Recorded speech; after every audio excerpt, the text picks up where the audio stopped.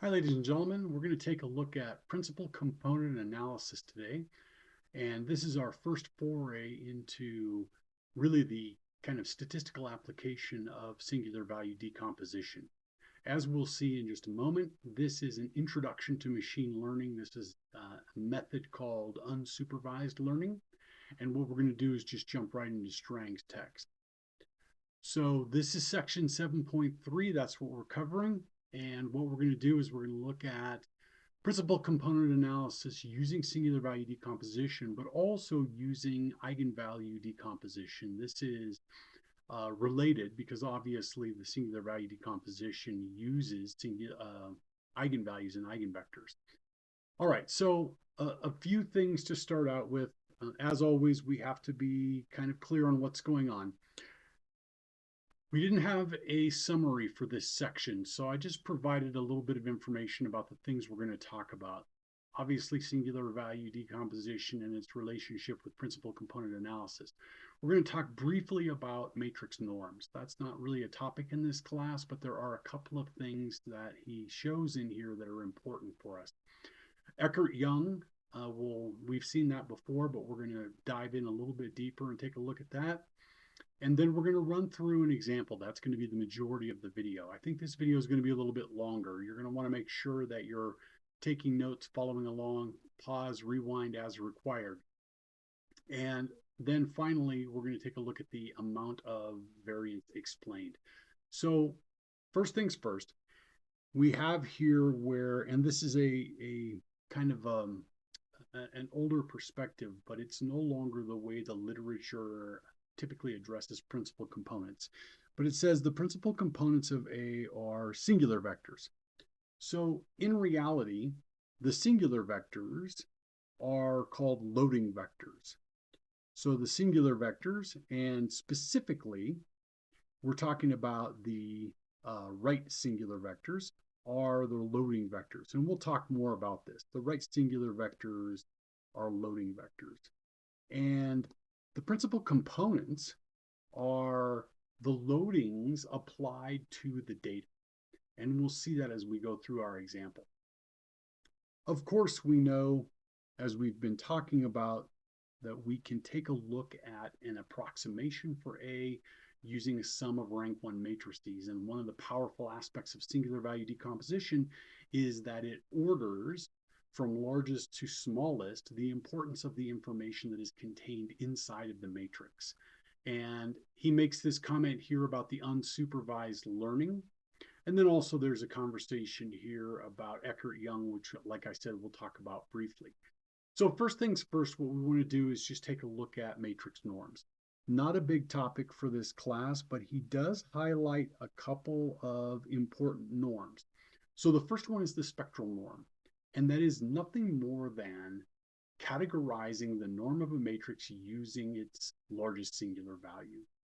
So you can think of this the same way as we think about norms of vectors, but in this case, it is for an entire matrix, an entire set of data, and really kind of talking about the size of what that set of data looks like. The other one that we want to talk about is the Frobenius norm. And as he points out in the conversation, remember, you want to make sure and read through all of his work here. As he points out in the conversation, the Frobenius norm is the sum of squares of all of the singular values.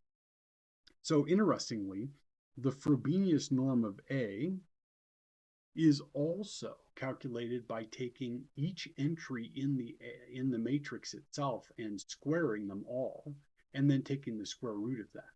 So it's kind of what you would like to think the norm would be as it relates to a typical, what we think of as a Euclidean norm for vectors, where we take each of the values and square them, sum them together, and take the square root.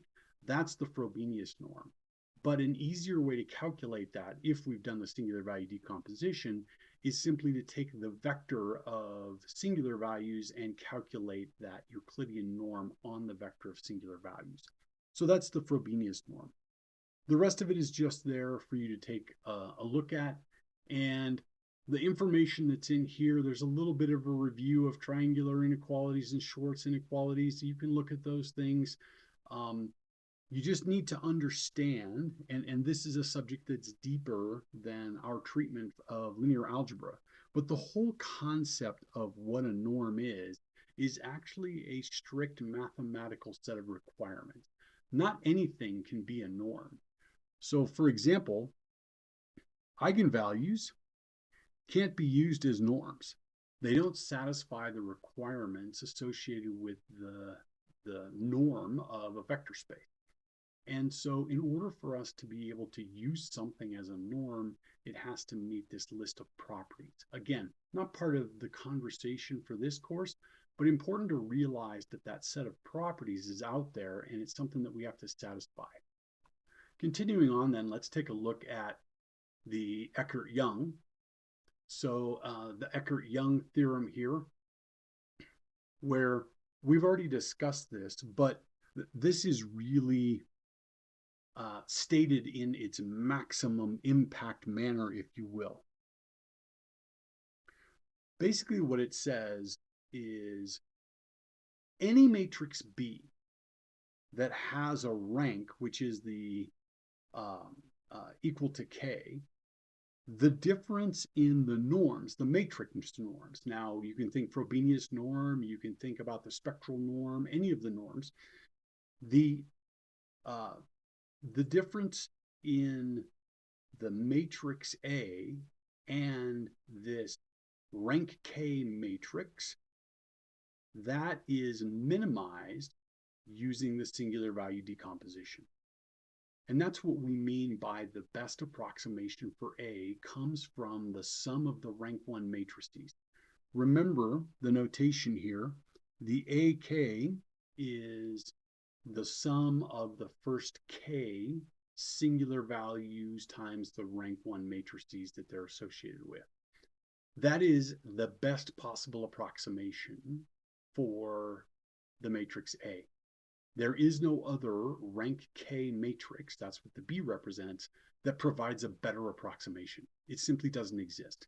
And this is what Eckert-Young and the Eckert-Young theorem tells us. All right, so on to today's conversation, which is about principal components. So principal components is in large part a conversation about statistics. And so we're going to have to review a little bit of our statistics. But first things first, we need to get down the structure of what we're doing. What we're talking about is a set of data where we have variables, or the term I will use primarily is features. We have features of the data.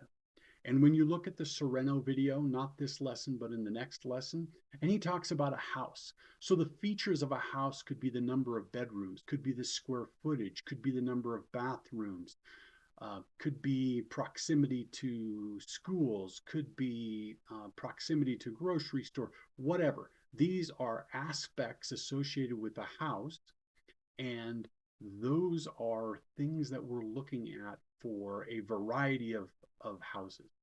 So the features are characteristics, if you will, associated with whatever we're interested in. The other side of this is, and I will typically use the term samples, but you can think of samples, observations, experiments. They're all the same type of thing. And that's where we have, for example, with the housing, we have number of bedrooms and the size of the house, etc. And then we have different houses, and each house is going to be a sample.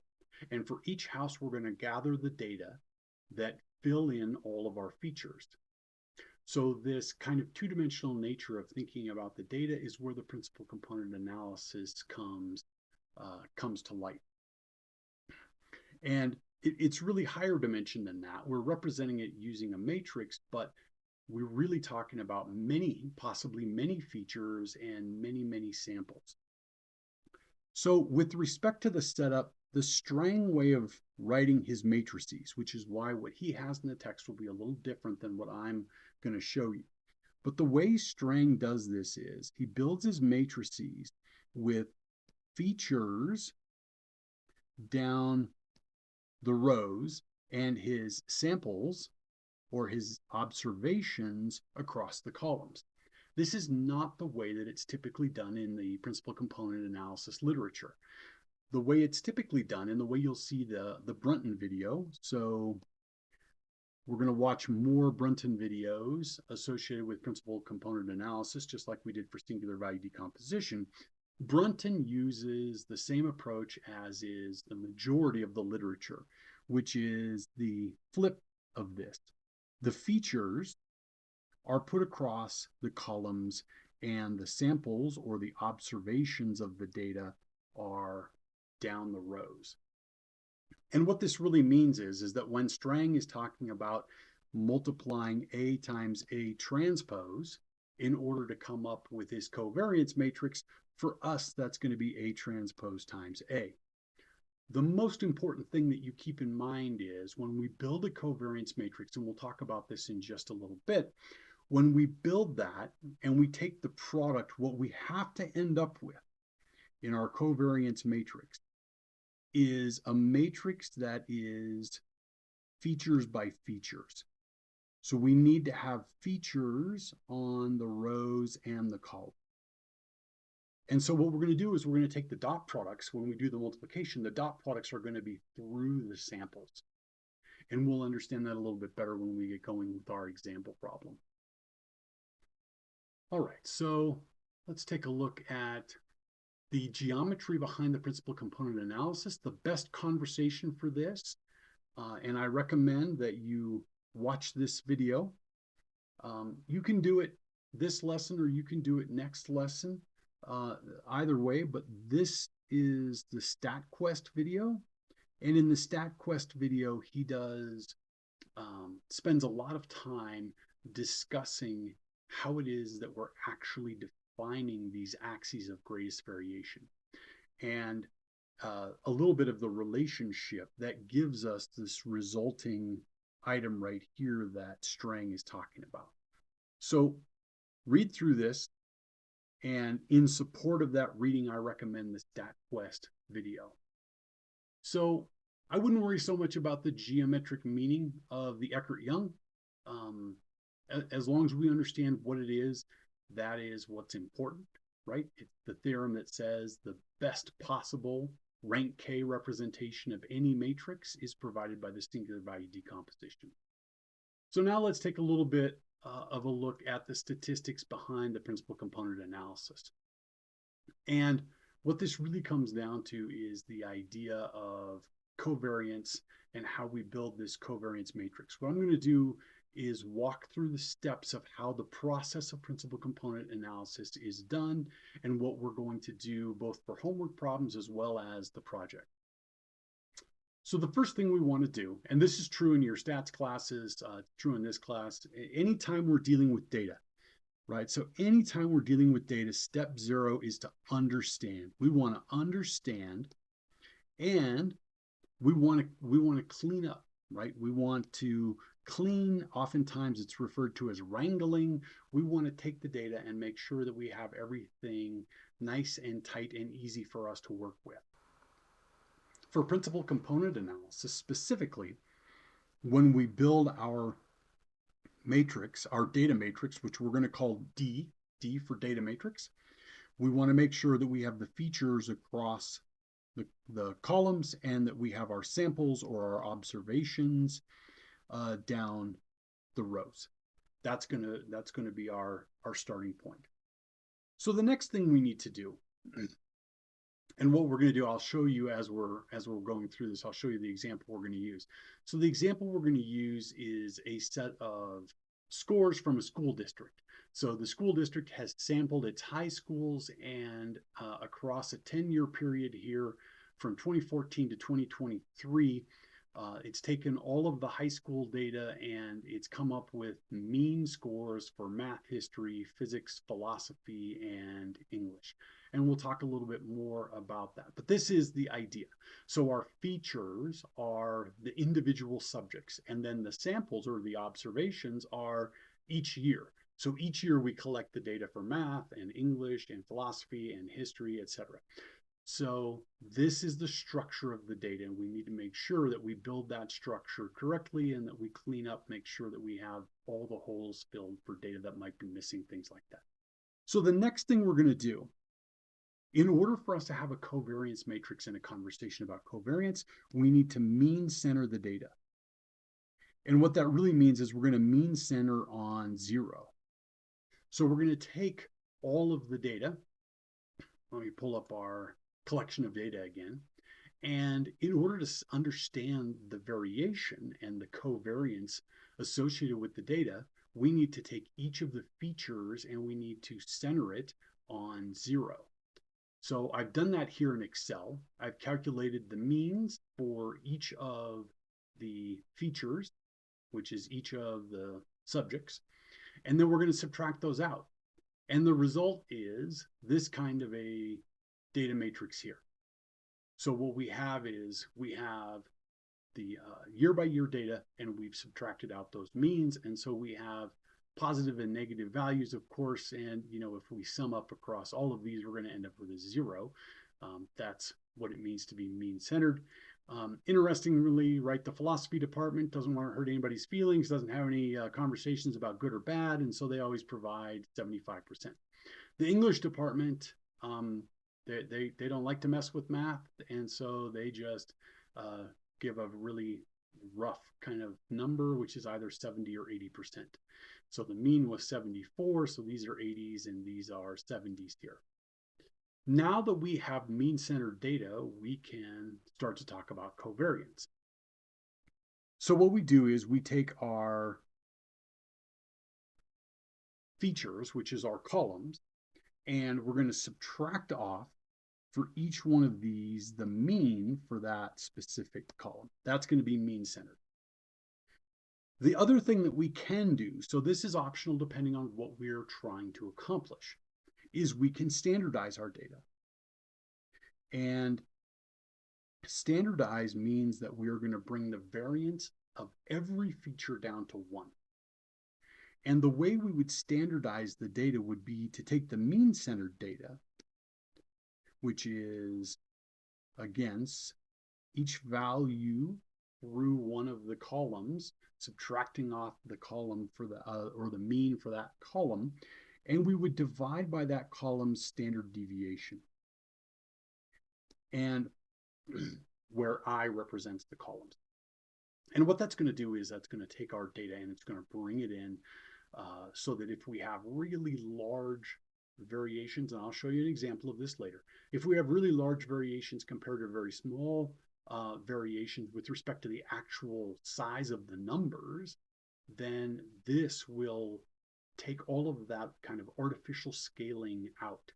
Think of it this way. If we wanted to gather up data and we have the budget of the United States, which is in trillions of dollars, and we're comparing that with another piece of data, which is in percentage, which is a decimal place, those two things can't be compared as apples and apples.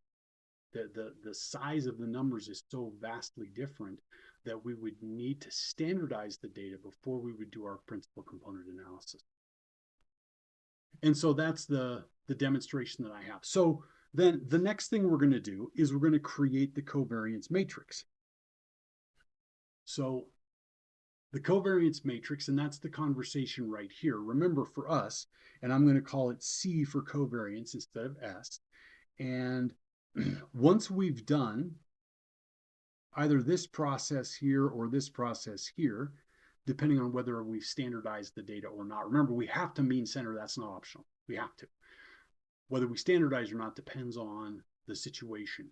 And listen, this is one of the issues that a lot of kind of standard typical students have who are good at mathematics, is they like the surety, the precise nature of mathematics.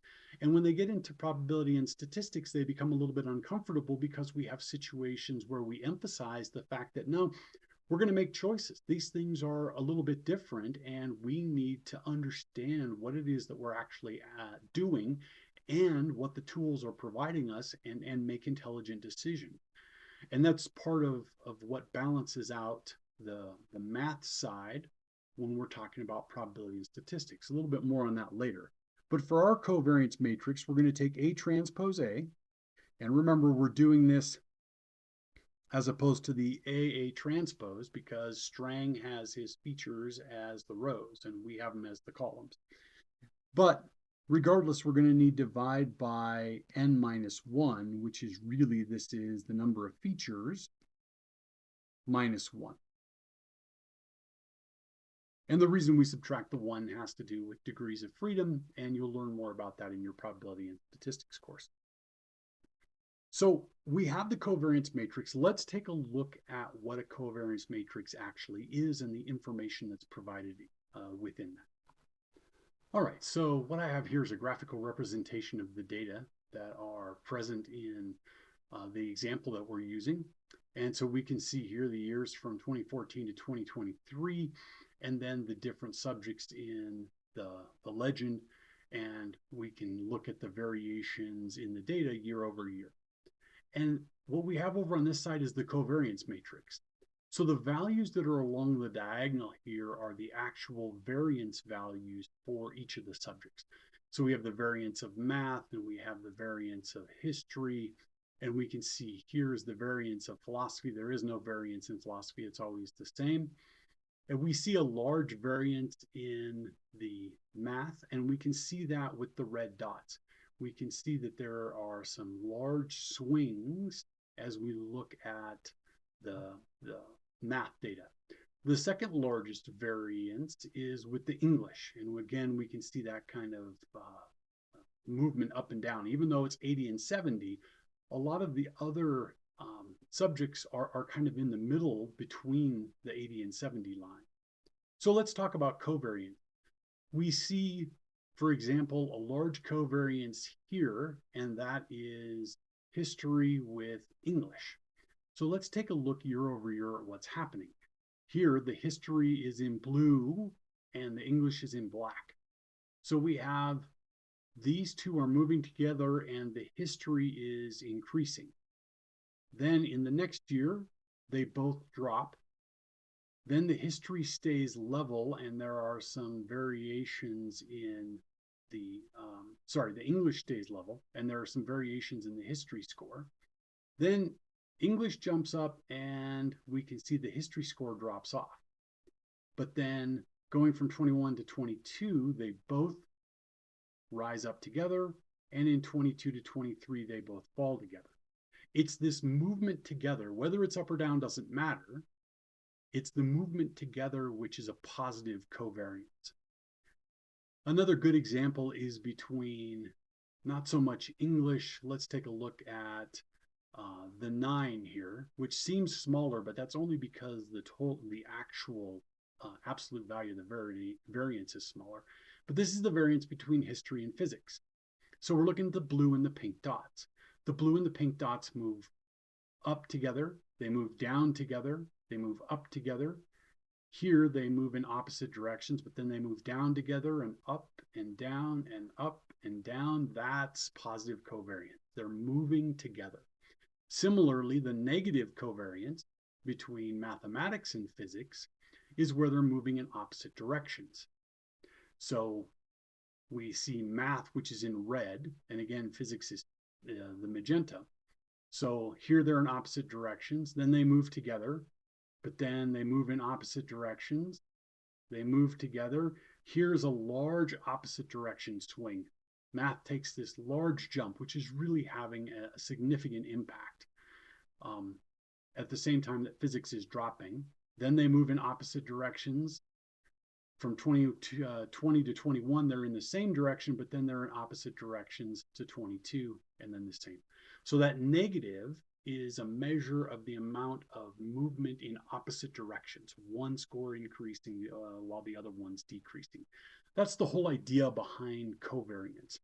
And the way that we've constructed the covariance matrix is to take the matrix transpose times itself. So we are taking the dot product across all of these years for each of our subjects because those are our features. And so you can easily see as we do the dot products in the data, and let me just pull this up because it also emphasizes why we need the mean centered data. We're going to take the dot product, for example, between history and mathematics here and history. And so we take this and we can see that's positive, that's positive, that's positive, positive, positive. This is a large negative value, positive, negative, negative, positive. And so we can see as we're taking that dot product that this large negative number here is kind of the primary influence for giving us that negative covariance. The history in physics, again, we can take a look at these and we can see the positive and negative values provided by the dot products. That's what's giving us covariance. Now what we're going to do is we're going to take a look at how this covariance matrix is used to provide us with principal components and really kind of what the principal components are. So let's take a look here. Our next step is to find the loading vectors and to take a look at how we're going to figure out the principal components. So the loading vectors is really just another way of saying the eigenvectors of the covariance matrix. These are the same thing as the E vectors of the covariance matrix, which happen to be the same thing as the right singular vectors of A. So let's take a look at that. We're going to take C and we're going to multiply by some vector V is equal to V lambda. So we know, because C is symmetric, and it's not only symmetric, but it's positive semi-definite, we know that we're going to be able to do the eigenvalues and eigenvectors and come up with linearly independent eigenvectors. We know that because of the structure of the covariance matrix. So specifically, these are, of course, the right singular vectors. These are the loading vectors. And we'll take a look at this in just a minute. This lambda, of course, is the sigma squared for each of our singular vectors. And that sigma squared is the variance and the covariance associated with the set of data that we're looking at. So once we have loading vectors, now what we're going to do is build principal components. So our fourth step is principal components. And again, there's really kind of two ways of thinking about this. Principal component number one is going to be equal to, and we have two ways to compute it. Principal component one. We can take the original data matrix D and we can multiply times the first right singular vector, the one associated with the largest singular value. Okay, that is one way of defining principal component one. Another way of doing it is to actually use the mean-centered data that we used as our means of finding the loading vector. So we could do it this way. And again, it really comes down to thinking about what it is that we're trying to accomplish. How do we want to think about this? What's important to realize is, regardless of what specific question we're trying to answer and which of these two we're going to choose, what's happening with the loading vector remains the same regardless. Let me show you. All right, for our example, what I've done here is graphically shown you the principal components, and we'll talk a little bit more about that. Let's come back over here and review the calculation. So we have the covariance matrix. Then we're going to execute the singular value decomposition, and we're going to come up with singular values, which give us insight into how much of the variation in the data, how much of the variance is explained by each of the principal components. These are the loading vectors. This matrix right here is the V matrix. It contains all of the loading vectors. The loading vector for principal component one is the first right singular vector, and it's associated with the largest singular value. What we do is we take this loading vector and multiply it times the data. So we multiply this by, what I did was the original data, not the mean-centered data, the original data, and we come up with a set of values here. It's important to understand that the set of values does not have any intrinsic meaning. What we've done really is created a new feature. Principal component 1 is a linear combination of the data. It's got some math in it, it's got some history in it, it's got some English in it. It is a linear combination of the scores for all the features for each year, and it's producing a new number. And the whole point of that new number, that whole set of numbers across all of the observations, all of the samples, is that it explains the most variation in the data. And we'll talk about how we understand the amount of variation explained in just a minute. But that's what this graphic shows you. So you can see that I've plotted the values here from about 118 down to 104. And you can look at the variation up and down in these values. There's a lot more variation here than there is in the green data, because this is principal component 4. So the most variation is explained in principal component 1. Principal component 2 is down here in the blue. It even has negative value. Remember, the actual values, the numbers that are associated with each year aren't relevant. It's not something that we can grasp and say, hey, this has some meaning with respect to scores for subjects. It does not. But what it gives us is it gives us insight into the variation, and you can see the variation in blue. It looks like it varies about as much as the red, and that's what the singular values tell us. We have an 18 and a 16 and a half. Those are pretty close, which means that both principal component 1 and principal component 2 are varying about the same amount, even though principal component 1's a little bit larger. Principal component 3 is quite a bit smaller, and then we can see principal component 4. And principal component 5, that's just the set of philosophy scores. That has no variation whatsoever. So the variance here is 0. This is a look at what the principal component scores are. Let me show you. Right? So what I want to do is take a look at what we've done. So with the original set of data, we have taken the loading vector here, and to build principal component 1, what we're doing is taking 0.7743 times the math score, and then 0.2179 times the history score, etc., to create a new value here. And what I'll do is show you what these look like. I'm actually going to do them both at the same time. So these are the principal components. They're just linear combinations of the values that we already have in our features. We've really created a new feature.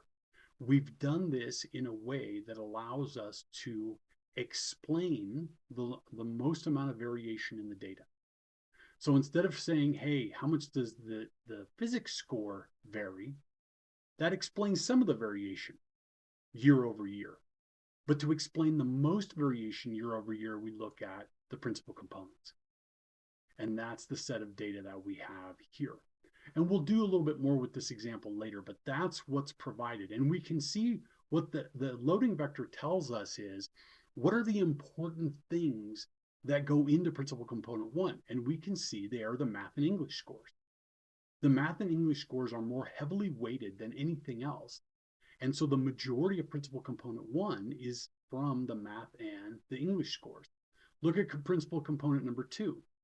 It also has a heavy dose of math and English, but then it's also showing a lot of history, because the history component in the variation, as it works with the rest of the subjects, is providing a lot of variation as well. Not quite as much as this one, but quite a bit in general. And now, what else do we know about principal components? What do we know about the vectors in the V matrix of the singular value decomposition? Yeah, right? Those have to be orthogonal. So the principal components are calculated this way, but remember, this calculation is the same as saying U SV is equal to SVDC. And the loading vectors are the vectors, the right singular vectors in V. And the amount of variance is explained by the singular value, specifically by the singular value squared. And that's really our last conversation here, where he's talking about the linear algebra behind the principal component analysis. What he's doing is he's talking about variance. So the total variance in the data is each of the singular values squared and then summing all of those up. So the answer to this question, which is a really important question, how much of the variation in the data is explained by principal component 1, that's going to be the first singular value squared, because we need to square it to get back to the original eigenvalue that we had up here. Remember, that's the sigma squared value. So this eigenvalue of the covariance matrix, it's that value divided by the total variance. And the total variance is the sum of the square of all of the eigenvalue. All the singular value. So this is the amount of variance which is explained by principal component 1. Let's go back and take a look at our MATLAB example. All right, so we're here. So let's define a vector variance. This is going to be the sing vals squared. So this is the variance. I just took this vector up here and I've squared these. And let me bring this up a little bit so that it's easier to read. These are the variance values. So the total variance, Strang tells us, is the sum of all of these variance values. So the amount of variation in the scores that were recorded for this school district, the amount that's explained by principal component 1 is equal to the first variance value divided by the total variance. So 48% of the variance is explained by the first principal component. How much is explained by the second principal component? About 40%. Taking the first two principal components, we are explaining almost 89% of the variance in the data. And this is the real power of principal component analysis, a topic that as you look through and you're researching principal components, looking at different videos and things, which we'll be doing, what this really comes down to is feature reduction. We don't really need to consider all 5 of these features. We can take a linear combination of the features and explain most of the variation in the data. If we take only the first 2 principal components, which are each linear combinations, we can explain 88%, 89% of the variation in the data. So it's easy for us to represent 2 features graphically. It's easy for us to see them. It's easy for us to understand. It's easy for us to build models. It has a lot of advantages. This is the whole concept of feature reduction, where we're really combining the features in a way to explain the variance and throw out a lot of the useless or data that are not supporting or showing a lot of variation. It's one of the primary applications that we're going to have. All right, so that's the example. This is the conversation, the steps on how we actually walk through once we get our data, and then we just go through the process of creating the principal components. We'll talk more about modeling because it's important for us to be able to use the principal components to better understand the data. And one way that we frequently do that is by modeling. And so we'll have an example problem or 2 where we do it that way. This is the conversation about the amount of variance explained, which we're always interested in. And what we want to do then is take a look at today's question. So what we have here is we have a website which does an excellent job of explaining principal components. And I'm going to show you that website. It's right here. So This is principal component analysis, and it's by Victor Powell. And what he does is he walks through and gives us an example. So let me get out of the way here. He gives us an example and explains what the principal components are doing in order to explain the variation. He provides a really nice three-dimensional example here, which is associated with our first question. And then we also have an example which we'll talk about more in a little while, which is this UK example here. And what we'll do is this is the first principal component, and then this is a common graph that you'll see, which is principal component 1 plotted against principal component 2. And this shows variation in the data. And you can see the types of applications.